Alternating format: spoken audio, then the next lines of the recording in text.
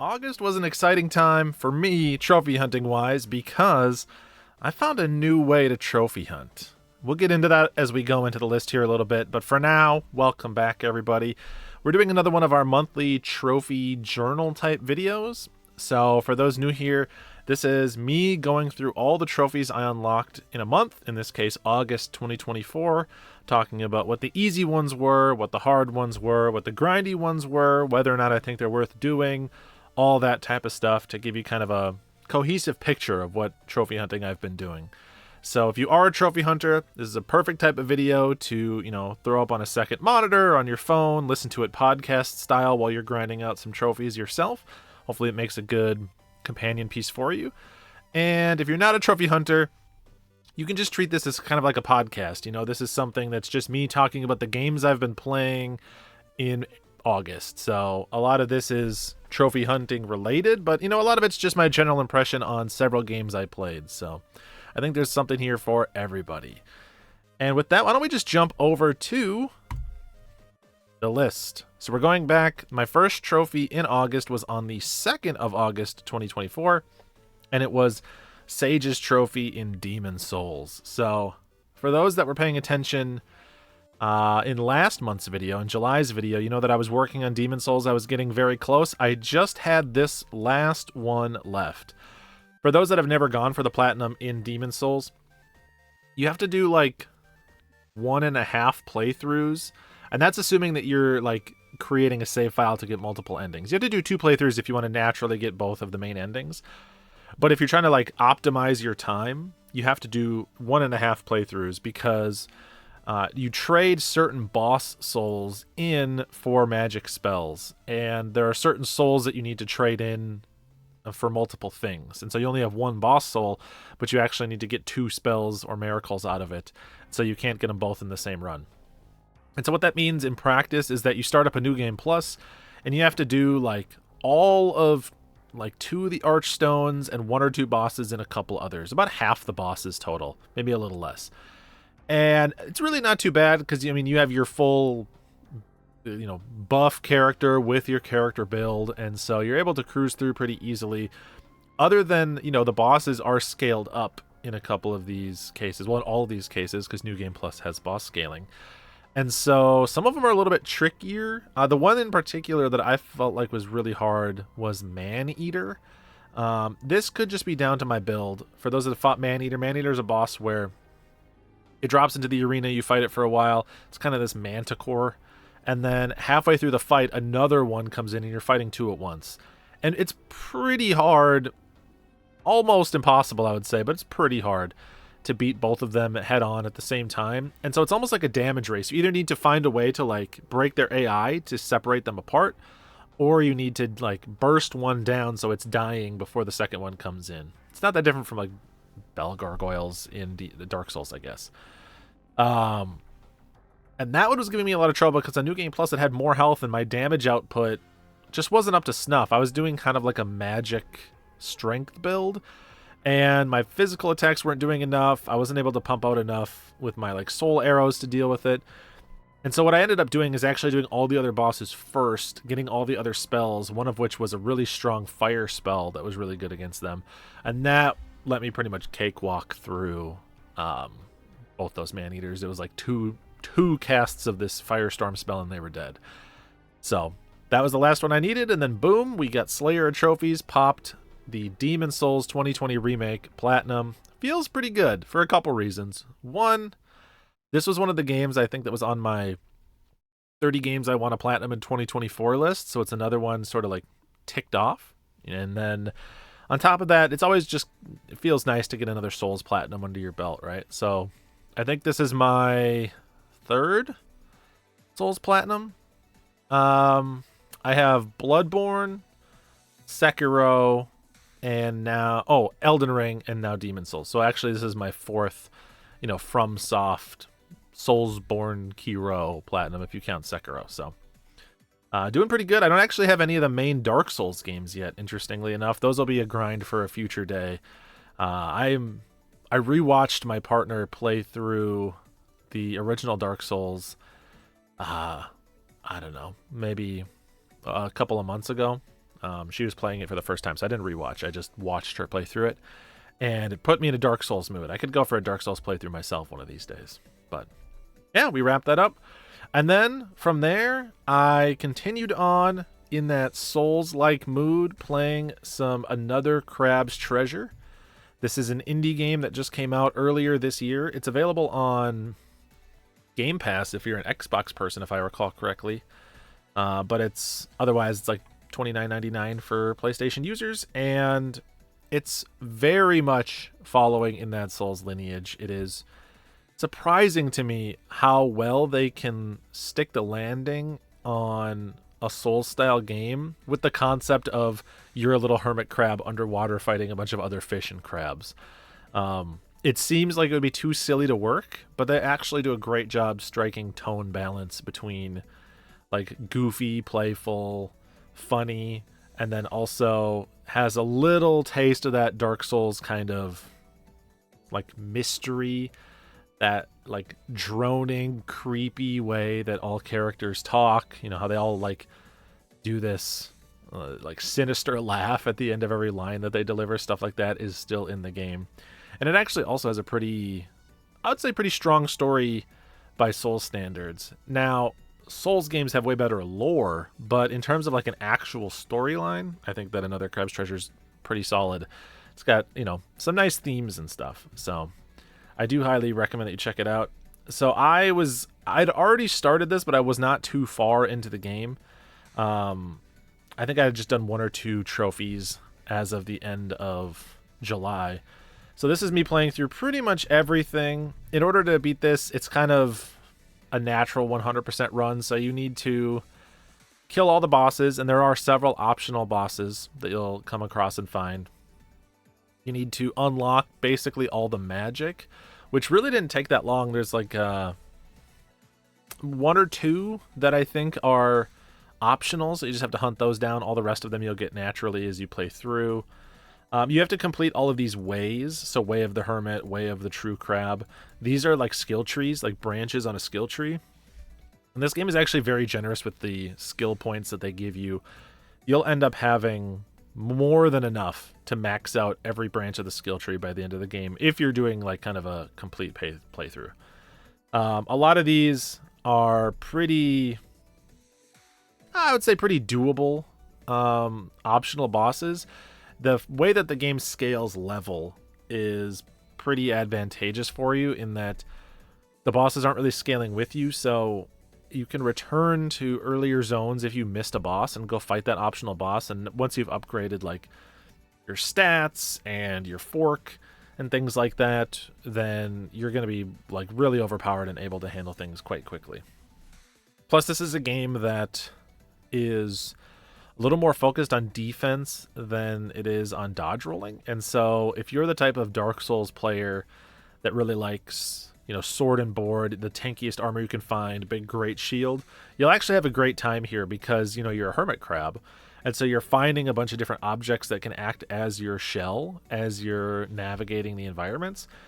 And hiding in them is a very prominent strategy. Your shells all have their own health bars, and there's often like a balance between the amount of health that a shell has and, you know, how effective its magic spell is, and all sorts of things. You know, an interplay between various stats, in the same way that like light armor gives you a fast roll in Dark Souls or something like that. So a different way to play the game, but still very fun. And then yeah, this is just, you can see it's all just a bunch of different bosses, upgrading your fork to its full potential. This one required me following a little bit of a guide to find a couple of the things I'd missed. You find these specific upgrade materials all throughout the world. I think there's maybe like 15 or 20 of them in total, and you upgrade your one weapon that you have in the game. You always have the same weapon. It's always a fork. And so you need to go in and upgrade that fully, which is really not too hard to do. There's a reference to Demon Souls in here. You find a shell that is the shell from, or the helmet from Demon Souls, kind of the famous, I think it's the Boletarian helmet. And so that's a fun little Easter egg. And then we just wrapped the game up. You know, we beat all the different bosses and things like that. and we unlocked fully Carsonized, the Platinum Trophy, which has a shockingly high 40% of people that have played this game have the Platinum. Now, part of that is there's only 3,000 people that have played it that are on PSNP, but, Souls fans they're just a different breed, man. Something about them just ridiculous. Every Souls Platinum has such a high percentage on PlayStation Profile. They're all in like the 20s, even though these games are often, 30, 40, 50 hours and sometimes require multiple playthroughs and grinds. Souls players are just so dedicated to like wringing every drop of gameplay out of the games that they play that the trophy percentages are always bumped up. And so when something like this comes along that is a single playthrough to get the Platinum, there's nothing missable in the game, so you can always go back and clean it up and get it no matter what. That's like easy mode to these Souls trophy hunters, right? They're like, I don't even have to grind for some rare upgrade material. I can just chill and, go explore a couple spots on the map, fight a couple optional bosses, and I'm good. Easy. So this will probably stay high forever. I'm still surprised it's at 40% because it is like a 25-hour game, but I'm not surprised that it's up there at all, that's for sure. And then after that, after locking in my second my second Platinum trophy for the year, then I went on a little bit of like a chill period. This is before I started my new trophy hunting style, which we're going to get to in a minute. If you've watched any of these past videos, you know that I quite enjoy rhythm games, and I've been working through one of the bigger trophy backlogs I have, which is the DJ Max Respect trophy list, which if you've never seen it before, I wonder if I can pull it up. Probably not, but it's a rhythm game that has, I think, like 17 DLC packs at this point. There's like 128 trophies, just a ridiculous number of trophies to unlock. And so I do own all the DLC. I got it when it was all on real deep discount on one of the previous Days of Play sales. And so I've just been kind of chipping away at those DLC packs over time, trying to make my way towards unlocking all those trophies. I will never get them all because there's some that are ridiculously hard. You have to do like missions where you can't see the arrows or they can't see the notes and stuff like that. But I worked through basically all the DLC packs at this point that I have. There's one that I think came out after or that I forgot to buy that I don't have access to, so I'll pick that one up on the next sale. But I went through all of them and unlocked like all the trophies that were reasonable. So all of these have like clear all of X tracks with an S rank or with a max combo. That's almost always one of the trophies that's in the list for these DLC packs. And it basically just means play everything. It's not, most of the tracks have an easy enough difficulty where if you're at all familiar with rhythm games, you're going to get an S rank or a max combo. So it's usually just kind of essentially playing through all of the songs in a pack. And most of the packs, with a few exceptions that I'll talk about in a minute, have, I would say, about 25 or so songs, 20 to 25 songs. So, it's going to be a couple hours of playing different songs, but it's really not too bad. So we got all the tracks in this V extension pack. Sometimes they have these like just kind of like easy, doable, fun little trophies that are like, clear the song Dream It with the, the gear skin and the note skin that you unlock from that song. So it's like, bring the cosmetics that you earned right back into that song and, complete the package, that type of thing. Earning plates, that is very much if you just play songs multiple times, eventually you'll unlock plates. That'll happen pretty naturally. And then we unlocked a couple of the trophies from the actual main trophy list in the game. I don't have the Platinum yet because it's a big grind, but we unlocked a few and we're getting there. So this one accomplished 70% success rate. That basically just comes as a result of playing a lot. And then cleared 300 patterns in max combo. So I've max comboed 300 of the songs in the game, or 300 of the patterns in the game, which are, a specific song on a specific difficulty in a specific button mode. And I'm at this point like 50 hours played on this game, and I would say I'm almost 2/3 of the way done. So there's a few big trophies left after this max combo one. One of them is I now have to max combo 500 songs. That one I think I'm at like 415 or so right now. And the other one, which will take the longest, is you have to get, I think it's like 300 million cumulative score across everything. Or I forget what it is. It's something like that. But at this point, I have about like 179 million cumulative score.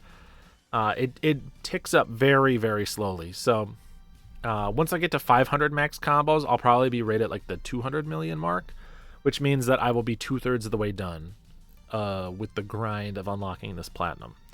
And so that coming up relatively soon, I'll probably be at about 60 hours. So I would guess it'll be about 90 hours of playing this game to fully unlock that platinum.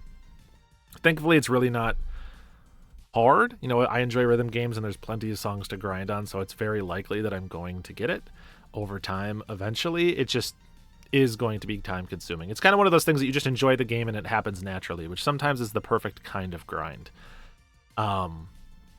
Yeah, I'm looking forward to finally popping that platinum because it is one that would feel good to actually have on my profile as representative of my appreciation for music rhythm games. I only have about 4 or 5 trophies left on the main list, and that is going to be the longest one for sure. Doing it the way I've done it, though, with DLC being like what I focused on first was nice because all of these like cumulative score and full combo totals that you need are all being earned naturally by doing all the DLC stuff as it is. And so now that I'm done with DLC, I can kind of go back to the main game list and I have a huge leg up in terms of the amount of time I need to spend in the game. So these are the shorter packs that I was talking about. There are some packs that borrow music from other rhythm series. So we have Citus and Shunthim. These are smaller packs of songs that usually only have like maybe 5 or so songs. Doesn't take very long at all. Oh, this one. I was really happy to finally get this one. No One Likes to Lose. Play 10 online matches. So the online for this game is dead. I've had this game since 2019 or 2020, and it's been dead since then because it came out in like 2017. But every now and again, you'll find like one random person who has a random lobby open. And I needed to play online 10 times. And that's playing 10 different songs, not with 10 different people. And one time I found one person who played like 2 songs with me and then they went away. And every single day that I play this game, I check and there's never anyone online. Sometimes I open a lobby and wait for 10, 15 minutes and no one shows up. But randomly one day I went in, someone was in there in a lobby. I hopped in and they played 8 songs with me back to back to back to back, even though they were way better than me. They were so good. Obviously they were like hoping for some real competition. No, they demolished me, but they entertained me, or they were going for the trophy themselves. And so we played all those matches together. I finally got the one online trophy in this game, which means that now if the servers go offline, I still am guaranteed to get the platinum. And then, yeah, just more DLC packs, you know, unlocking them. It is what it is. And then here we go. This is the start of my new trophy hunting system. So, I'm still doing everything I always have done. You know, I'm still playing new games, earning the trophies. I'm still working through my backlog. But a good friend of mine, his name's Matt Quo, he and I have been kind of trophy hunting together lately and talking about our trophy hunting. We're both in a place where we're cleaning up our backlogs, and we're having a lot of fun cleaning up our backlogs, you know, going back and earning a lot of the trophies that we've missed. I've talked about that a lot on this channel here. And so he and I developed a new system where we each look at the other person's trophy list and we pull out 1 platinum for them to earn. And then that's like kind of their homework. That's their assignment. They go off, they do that grind, they earn the platinum. And then when they come back, they say, I did it. I got the platinum. Then you give them another game that they can work on. So it's a way to kind of take the like responsibility of what you're going to play out of your hands and put it into a friend's hands. So we kind of have it's like we're working together to improve our own lists, essentially. It's like there's like a little bit of a rivalry, but it's more like 2 people working together to improve their own circumstances. And so we assigned a few games back and forth to each other. He's been working on a few of them. I gave him like Sayonara Wild Hearts. He went back and cleaned that one up and had a lot of fun. And the first game he gave me was the 2014 Strider game. And so I had played this game back in 2017. I liked it a lot. It's a gated exploration, like a Metroid style Strider. It's not necessarily just level based or linear, although it's a pretty linear gated exploration. And I needed to basically do a hard mode playthrough and clean up a bunch of the items I never collected, and then something else that I'll show you here in a little bit. But this was the first one I earned. It's just the only combat trophy I had never gotten, to kill 20 enemies using a specific ability, and I earned that in the middle of August. So starting it back up 7 years after I put this game down. Feels good. And then, oh, this is an interesting story too. So I took a little break from that. We'll get back to Strider, but El Shaddai. So part of the conversations I've been having with my friend Matt is he and I are looking at our old games and what games have online trophies that we don't have yet, where the servers are still online. You know, what online trophies can we unlock before those servers disappear forever? And one of the games that I loved back in the day that I played, gosh, literally 12 years ago at this point, right when it came out, was El Shaddai, Ascension of the Metatron. Really cool game. And you wouldn't think it has any online component because it's just a single player action, character action game. But there's this one trophy for register for the score ranking, which does require online leaderboards and connection to a server to upload your score. And that doesn't seem so bad, right? You just go online, register a single score. You unlock a score by beating a level. And it gives you a score at the end and you upload that to the leaderboards. And that seems all well and good, but the catch is that you only unlock score mode after beating the game. And, it's like an 8-hour game. And I didn't want to replay the whole game, and I couldn't use my old save file because it was on my original PS3, my fat, backwards compatible 4 USB drive PS3 that I, bought back in 2007 or something, 2008. That broke. It's been sitting in my closet over here for years and years and years. It broke. It overheats, basically. You can't run anything on it. It's like, I don't know if the fan is bad or the thermal paste has cracked or what, but it freezes.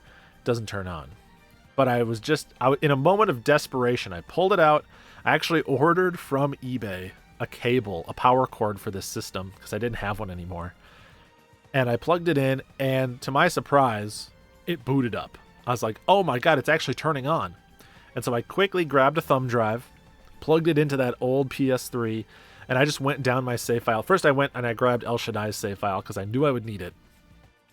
And then I just went down my old PS3 and started grabbing all my old save files. It was so cool to see all the old games. So many games that I had played in the past. And I was just copying to this thumb drive. Go, go, go, go, go. And I got probably 30 or so files transferred over to my thumb drive, and then the PS3 overheated and shut down again. It froze up and turned off. So I only got alphabetically through the letter C on my save data, but I was able to save a bunch of my save files, and I bet if I let it chill, turn it on again, I probably have another 3 or 4 minutes before it overheats in that menu to do it again. And I'm hoping that doing that enough times, I'll be able to salvage all my old game data and not lose anything. God, that would be nice. But thanks to that, I was able to pull the old El Shaddai save file from 2011, plug it in, boot it up. I had already finished the game in that file, so I had score ranking, so I just played through the first mission again, and I popped that trophy so that I no longer will ever get locked out of the El Shaddai Platinum. It's guaranteed now. There's nothing else I need to do that's online. I'm not actually going to go work on the El Shaddai Platinum right now, but it's really nice to have the option when the time comes. And as like a little bit of a bonus, I also unlocked this trophy for defeating more than 500 enemies. I guess when I played it last time, I must have defeated like 490 enemies because this popped randomly during the mission I was playing. So that's kind of nice. And so, yeah, really, really happy to have that. That's one fewer game that will ever become unobtainable on my list. There are unobtainable games on my list. I think there's like 10 or so games that I'll never be able to earn the platinum on. Let me know if you want to see a video on that, by the way. I think it could be fun to look through what are my unobtainable platinums, what trophies are locking me out of those platinums, and will I ever clean up the other trophies on the list? Let me know if that would interest you. So yes, then we moved on from El Shaddai. We went back to Strider. We basically, I did a new playthrough rather than dust off my old one because I needed to do hard mode anyways.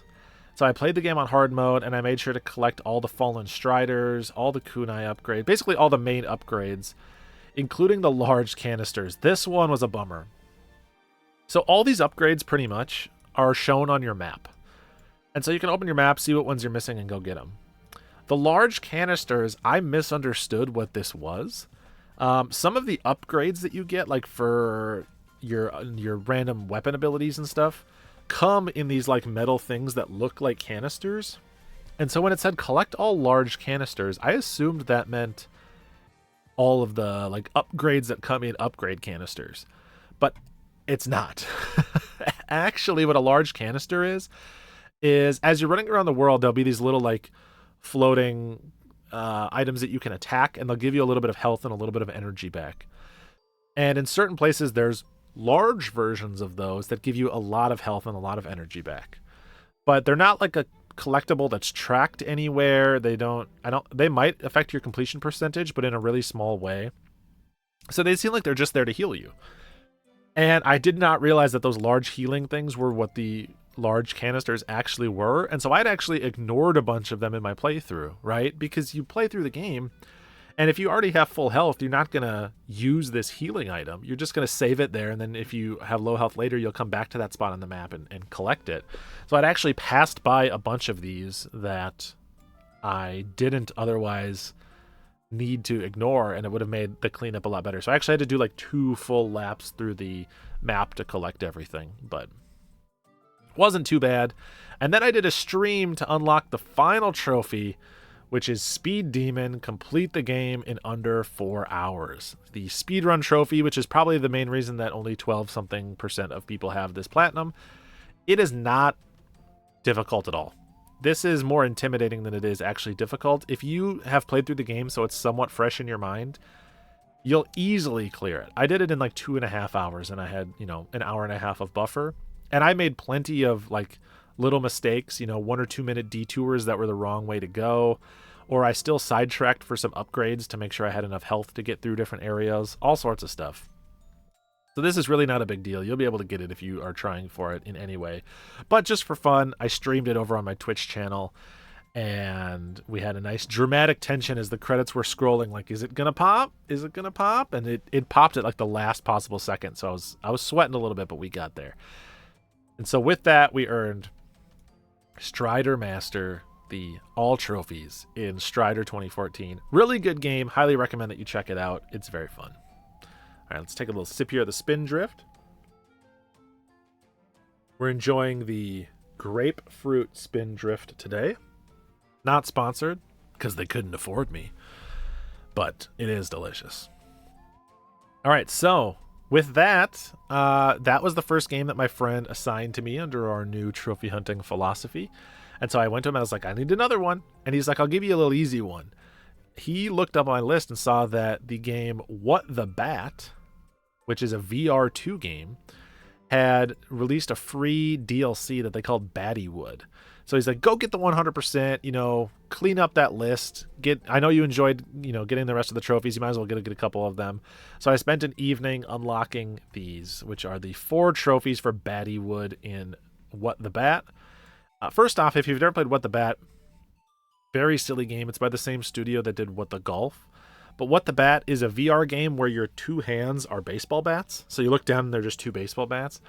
And it puts you in a bunch of like single setting scenarios where you need to interact with objects using the baseball bats. And so you're doing a lot of silly stuff like attacking them and things like that. But there's also a lot of like visual gags, goofs.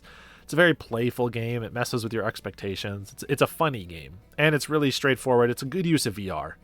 It's actually, I would say, one of the better games to like introduce people to in VR. It's up there with like Job Simulator as like a really digestible, simple idea enhanced by the concept of VR. But Battywood is fun because it is a bunch of scenarios that borrow on tropes from popular films. And so, there's sections where you're like putting the one true ring onto your bat to go invisible and avoid the Eye of Sauron, or you're playing there's like Titanic scenarios where you have to, with your two bat arms, wrap your bat arms around Leonardo DiCaprio's waist, or lift his arms up to do like the I'm king of the world at the front of the boat thing. You even have to wipe the steamy inside of the car window with your bat. If you remember that scene, you know what I'm talking about. But yeah, really, really a fun time. Just good to revisit this game. Again, knocked these out in about an hour and a half. Apparently, very few people have actually played these. So please, go play What the Bat. I want to see it. And then he assigned me one last game. And that is, he said, hey man, I want you to play one of my favorite games of all time. Go back and clean up Doom 2016. So here you can see 29th of August. This is what I've been working on most recently, is Doom 2016. I played this game initially back in, I want to say 2018. Yeah, I think 2018. I did not play it the year it came out. And so I'd already played through it. I had a completed save file. So to get the platinum, you basically need to collect all the collectibles. There's like 4 or 5 different types of collectibles. You need to get data pads. You need to get different upgrade materials for your character or for your weapons. You have to do a bunch of like mission specific objectives, like kill certain demons in certain ways or find certain things in a level. You have to do a bunch of weapon mastery things, which are like kill certain enemies using this sub mode of a shotgun and things like that. And then there's a few online trophies too. And so I think he was like, hey, I love this game. You might as well get in there before the servers come down. Go in, unlock it. And so I just started from the top of the list, and I've been cleaning up all the collectibles I missed on my first playthrough. I think I had gotten like 80% of them, but it did the thing where even though I had like 80% of the collectibles, I always missed like 2 or 3 in every level. So I never unlocked all of them in every level. And that means that there's no levels that I could skip over in my cleanup. Does that ever happen to you where you go to clean it up and you're like, oh, I only need like 10 of the 100 collectibles in the game. And then you look and you're missing 1 in all 10 of the missions. And so you're like, that means I'm basically just going to have to replay the whole game. Ridiculous. But thankfully this game rules. So I've been going back, cleaning that up. 1 or 2 missions a day. And I'll probably have this one cleaned up here, I'd imagine, within a couple of weeks. I'm taking my time a little bit with it. Although this is kind of my project right now up until Astrobot comes out. So yeah, I'm recording this at the end of August. Astrobot comes out on September 6th. I'll definitely be playing that day one for sure. And so I don't really want to start anything else, like any new games. And so I think cleaning up Doom is the perfect way for me to spend my time. So that's what I'm working on right now. Here's the collectible guide for that trophy that I just clicked on. So that's it. That is what we have been working on. That is all the trophies I unlocked in August. Let me know, what trophies did you unlock in August? What platinums did you earn? And what trophies are you grinding while you listen to this video? Because I know you, all right? I know you're doing some trophy grinding right now. So, yeah, appreciate everyone for hanging out. Thanks for watching. There'll be links to a playlist of a bunch of other trophy hunting videos if you want to watch the other videos in this series. And otherwise, peace.